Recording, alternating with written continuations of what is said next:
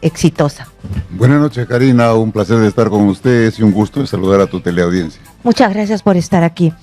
General, ¿me podría decir qué es lo que está fallando? Las extorsiones suben y si uno hace un desagregado, esta percepción de miedo, la inseguridad que uno siente en las calles es generalizada. No hay ninguna persona que diga yo me siento segura ni en Lima ni en el resto del país.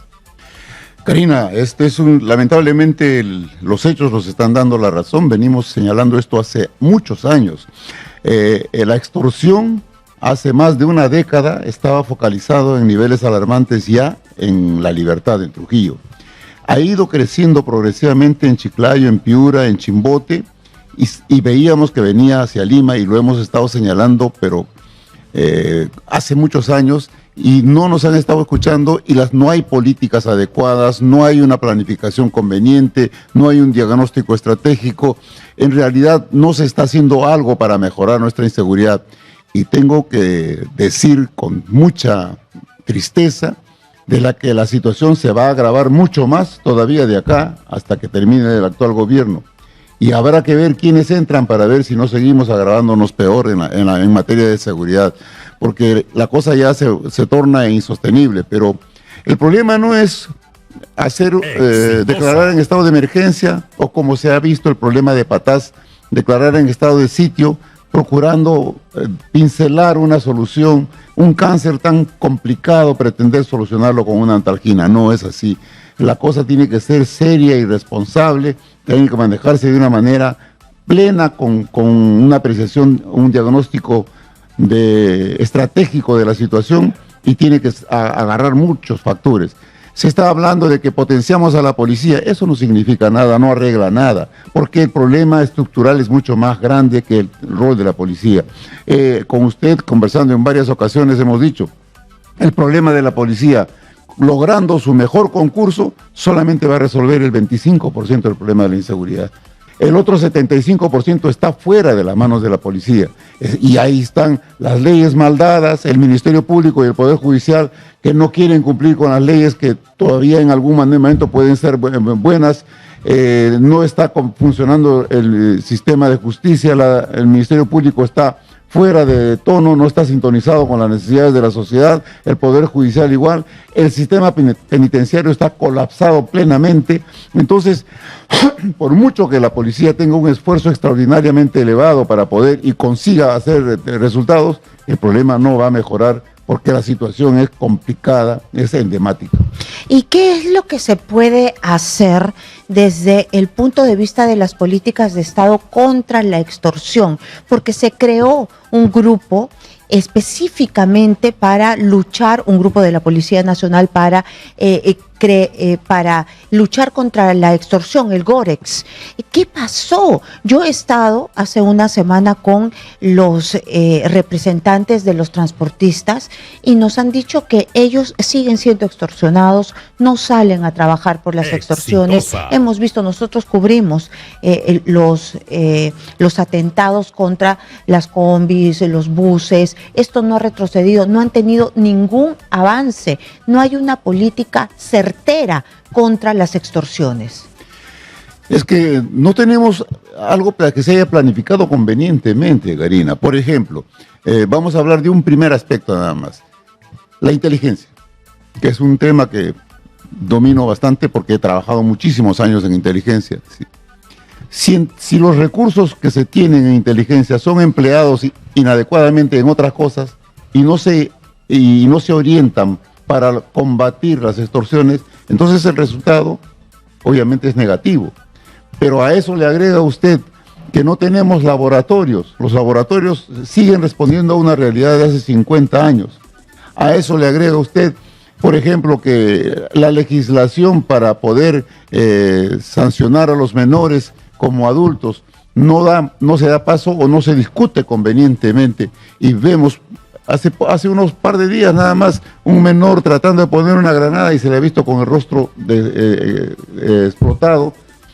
Esos menores que son incorregibles no pueden ir a albergues tutelares de menores o a institutos de menores, porque ya no tienen remedio, son irrecuperables. Lamento mucho tener que decirlo porque obviamente como abogado que soy, sé que la ley penal, la ley procesal penal, tiene como uno de sus principios la resocialización del infractor de la ley, aunque sea menor o cuando sea adulto. Pero hay personas irrecuperables y eso tiene que estar de acuerdo con el cambio del Código de Ejecución Penal. El Código de Ejecución Penal tiene que ser más severo, más drástico con aquellas personas irrecuperables. ¿Y se puede hacer la diferenciación en el reglamento? Claro, es decir, los sí. Irrecuperables que no salgan nunca.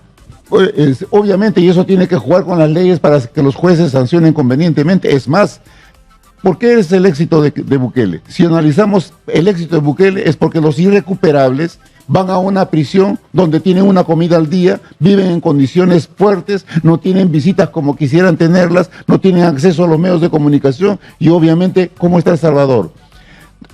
Tal vez sean cuestiones extremas, pero son necesarias y no se olvide, Karina, que la legislación, la constitución, las leyes penales, procesales penales, las leyes especiales, la ley de menores, todo eso es para que la sociedad viva con tranquilidad, no es para que los delincuentes tengan bajo esa denominación de respeto por sus derechos humanos vidas cómodas. ¿Cómo es posible que un reo tenga 6 soles de presupuesto para comer desayuno, almuerzo y comida y en los hogares de gente de extrema pobreza se le dé 2 soles que alcanza solamente para un desayuno o para una comida al día? O sea que estamos tratando las cosas al revés, no hay políticas adecuadas en este sentido. De acuerdo, pero lo que todo el mundo se pregunta, porque sabemos que se necesita inteligencia, sabemos que se necesita más rigor en las cárceles porque se están escapando todos, es decir, algo está fallando en las cárceles porque hay sobrepoblación, pero desde el poder político está tan podrido todo que no hacen lo que se debe hacer, es decir, hay varios experiencias como la de Bukele, no se trata de copiar, sino analizar y adaptarlas a nuestra realidad, porque nosotros también tenemos experiencia con lo de Senderos Luminosos y el MRTA. Entonces, ¿por qué no se hace? ¿Por qué no se destina plata para la inteligencia? ¿Por qué no se destina plata para reactivar todos los vehículos o comprar más vehículos para la policía, por ejemplo, o interconectar a las comisarías? No hay un liderazgo. Y eso es muy difícil construir de acá hasta que termine el gobierno el 2026. No existe un liderazgo. Tampoco hay deseos de superar este problema. Entonces, desde el acuerdo nacional que se han hecho mal las cosas, las políticas de Estado que están mal hechas en función de objetivos nacionales que no son útiles para el orden interno y la seguridad, todo está de cabeza. Y encima, como decía hace un momento, las leyes que se dan no se cumplen. El Ministerio Público y el Poder Judicial se ha permitido decir que la facultad discrecional que tienen los jueces dicen que no aplican la ley y han presentado su apelación ante el Tribunal Constitucional, cuando eso es crear situación de anomia social, eso es crear condiciones terribles y crear condiciones de impunidad. Y cuando una sociedad que tiene condiciones de impunidad es la que encontró Bukele, pues. Por eso es que los maras salvatruchas que no se han creado en El Salvador han venido de Estados Unidos. ¿Por qué? Porque en El Salvador las condiciones de impunidad permitían que ellos hagan lo que quieran. Esto se tiene que revertir, pero para eso se necesita que haya alguien con liderazgo, que haya alguien con deseo de transformar convenientemente y que no tenga rabo de paja, ¿no? Porque si no, estamos mal.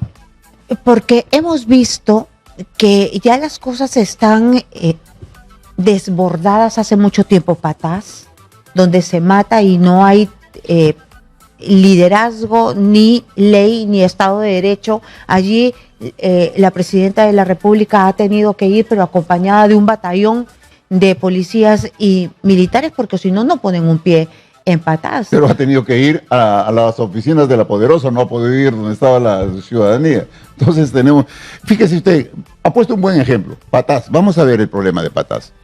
Si se quiere solucionar el problema de Patás, claro que es posible solucionarlo. Si hubiese voluntad, es posible solucionarlo. Pero se ha decretado el estado de sitio, prácticamente el toque de queda. Se ha suspendido las operaciones atentando contra la economía del país. Un país que tiene tanta suerte porque pese a los 4 últimos gobiernos desastrosos que hemos tenido, nos mantenemos en un crecimiento económico que es la verdad mencionable y remarcable. Pero con todo eso, dentro de un mes, que es el plazo que se ha dado, ¿usted cree que se resuelve? No van a lograr nada, por eso nada. Que yo le digo, está tan podrido el poder político que de repente los mineros ilegales tienen ahí sus ramificaciones para que no se haga lo que se tiene que hacer. Yo he hecho llegar a través de medios para ver cómo se debe intervenir Patas, qué se debe hacer en Patas. En primer lugar, se tiene que tener un diagnóstico total, pleno. Tiene que saberse exactamente cuántas cavernas hay para explotación minera. Pero, ¿cuál es la condición de cada una? ¿Eso no lo tiene la inteligencia peruana? ¿No están capacitados o no los están dejando hacer su trabajo? Eso lo tienen, pero no en los niveles que se debieran tener para poder hacer una gran operación. ¿Por qué? Porque se debe saber cuál es la forma en que están trabajando los ilegales, los informales y los de la mediana minería, todos ellos, cuál es su situación, el reinfo que usted usted mencionaba hace poco.